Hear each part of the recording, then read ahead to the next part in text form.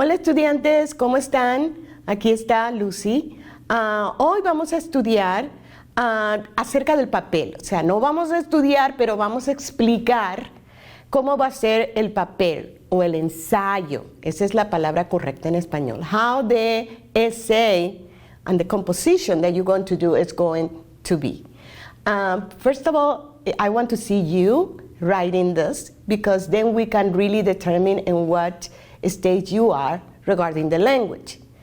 If you make mistakes, is that okay? It's expected. I am not going to take points down for mistakes, but I want to make sure that you are the one who write the paper so I can give you feedback and then you can just, make all different changes and send them at the end to me. And that way, we all learn about each other and learn about where are you being and how you're writing now, and you learn about where you are. That is the most important thing. Okay? So if you got any questions or anything, please let me know. Everything is just explained right there in the video that you're going to see after this. So I hope that helped. And I see you later. Hasta luego. Nos vemos. Hola estudiantes, ¿cómo están? Aquí Lucy, como siempre, hablando con ustedes. En esta oportunidad vamos a hablar de el ensayo que nosotros debemos escribir. Right? Ensayo is an essay. So this time we're going to be able to write an essay for the evaluation. Now, the evaluation is kind of like, even though it's an assessment, but in this opportunity, I just want to see you writing. It doesn't matter how you do it, but I want that person who is writing is really you.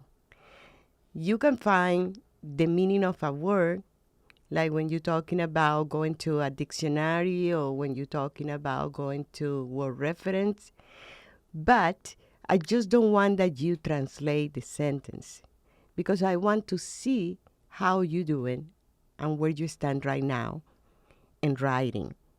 I'm going to give you the points anyway, but I just want to see yourself doing the assignment, just to really see how I can help you, okay?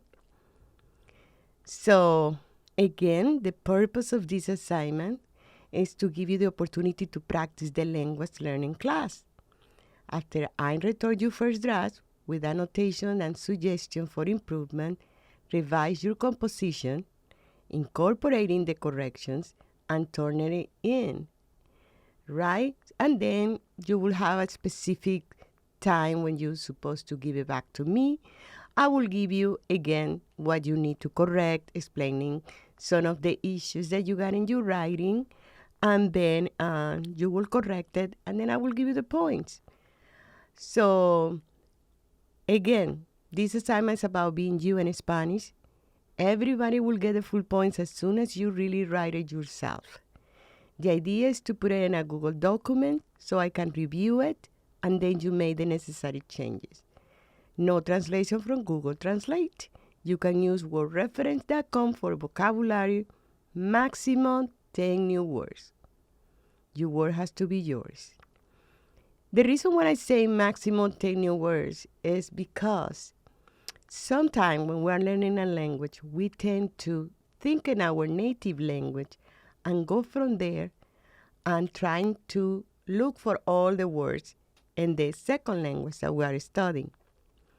This time what I want, or the purpose of the activity, is that you use the vocabulary that you have in Spanish and trying to do the best you can with that. And then, of course, you can look at least 10 more new words. Okay, but that is the issue. Otherwise, you're just writing words and you don't know what are those words. And at the end of the day, we really don't have any purpose of the assignment. A good composition. Use a wide vocabulary and are not repetitive. Incorporate what we learn in class, but go slightly beyond on it. Like I say, if you need to talk about something that you don't know or that we haven't seen in class, it's okay to look for the vocabulary, but trying to mold it to the vocabulary also Are the composition organized in a logical way? are meaningful and have a good syntax and grammar, and go beyond minimum requirements. This is very important because sometimes we just do things just to get evaluated. But like I say, in this case, I will give you the point.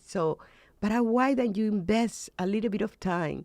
Because this is a good opportunity for even see yourself, how far has you been in your Spanish progress. If someone helped you to phrase an idea, keep in mind that you need to understand why you're doing it. Otherwise, it's considered cheating. I may ask you to prove that you wrote it by rewriting the entry under controlled circumstances. Of course, will be, like I say, extreme circumstances.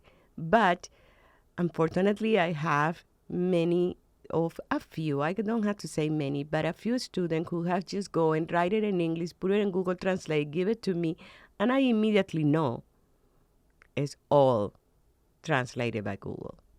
Reason why I know your progress because I have seen your logs and I have seen your videos and I have seen your forums. So I know where you are at.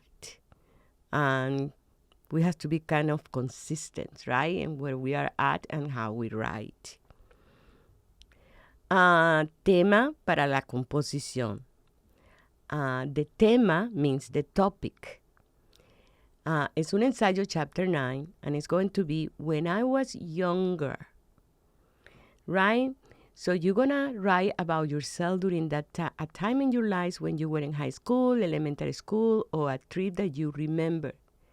Use a wide vocabulary from previous knowledge and pay attention to the use of ser and estar.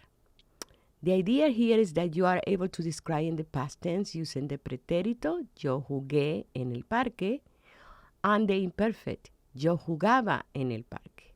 I used to play in the park. Write at least 300 words, but again, concentrate on the quality, right, of your paper. In Espanol, we got two different past tense. One is the pretérito, that is the one that we use when an action is complete. Yo comí en McDonald's yesterday. Versus when the action is being done many times in the past. I have eaten in McDonald's for so many years. Then I will say, right, yo comía en McDonald's por muchos años.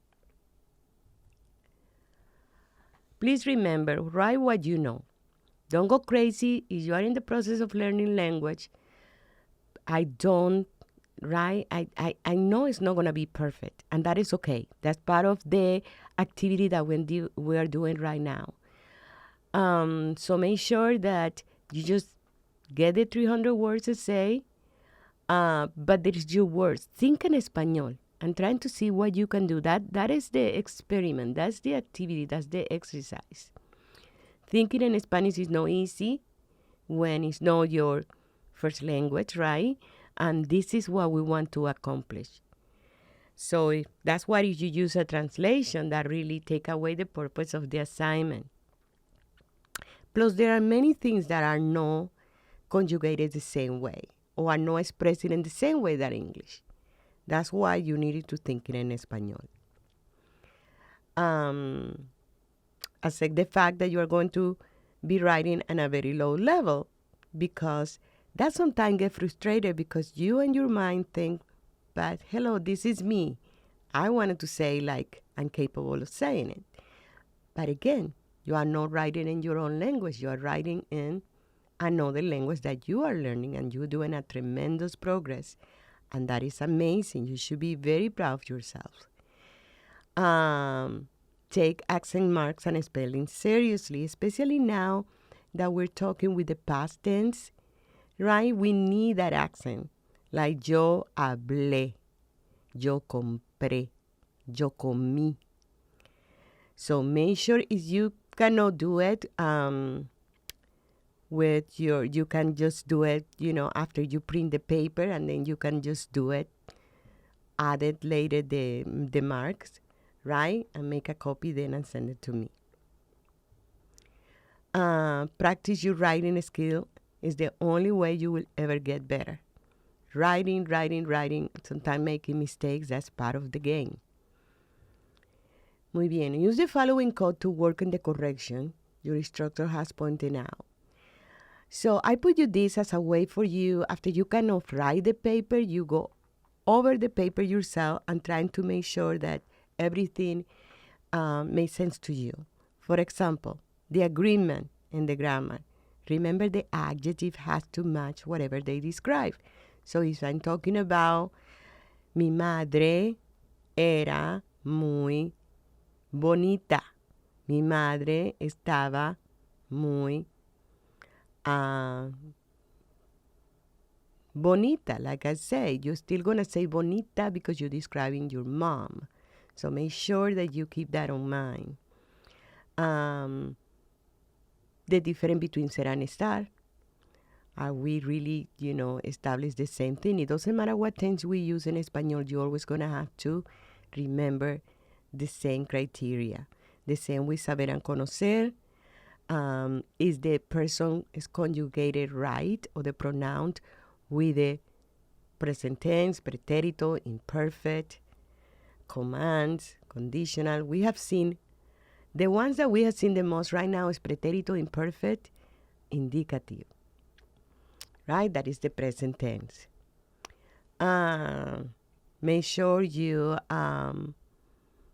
check everything. Sometimes we can have issues when we're talking about words like a personal. Okay? Yo conozco a José. Yo vi a Carlos. The por and para. The spelling. Make sure that you check that out, that you put, that's what I wanted to see, that you really put a lot of thought and a lot of work in that paper, being you. Also, how you say certain things in Espanol and how you say certain things in English. Sometimes they are exactly the same, right? But the spelling is different. So make sure that you understand that. And then I will go over each paper that you send me, and trying to make sure you understand where your mistakes are and what do you need to do in order to change them. So this is it for today. Thank you very much. Nos vemos. Hasta la vista. Vamos muy bien.